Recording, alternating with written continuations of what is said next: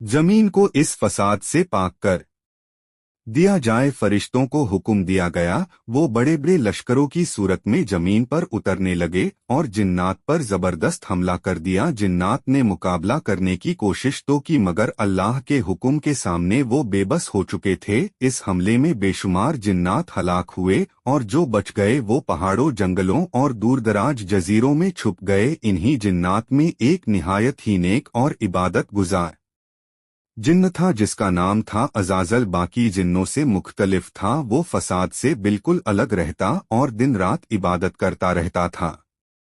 जब फरिश्ते जिन्नात के खिलाफ लड़ने आए तो अजाजील ने खुलकर फरिश्तों का साथ दिया। फरिश्ते उसकी इबादत और इलाज से बहुत इम्प्रेस हुए। जब जंग खत्म हुई तो वो उसे अपने साथ आसमानों पर ले गए। अब अजाजील फरिश्तों की महफिलों में रहने लगा। वक्त के साथ साथ उसका इल्म और इबादत में मकाम बढ़ता चला गया, हत्ता कि अल्लाह ताला के यहाँ उसका दर्जा बहुत बुलंद हो गया। मगर इसी दौरान उसके दिल में एक खामोश ख्वाहिश ने जगह बनाना शुरू की, काश जमीन की खिलाफत मुझे अता हो जाए। वक्त गुजरता जा रहा था। फिर एक दिन अल्लाह रब्बुल इज्जत की तरफ से एक ऐलान हुआ, एक ऐसा ऐलान जो सब कुछ बदल देने वाला था। अल्लाह ताला ने इरशाद फरमाया, मैं जमीन में अपना एक खलीफा बनाने वाला हूँ। तमाम मखलूकात में हलचल मच गई। सबके ज़हन में यही सवाल था कि जमीन पर अल्लाह का नायब कौन होगा। फरिश्ते जमीन पर इससे पहले जिन्नात का फसाद देख चुके थे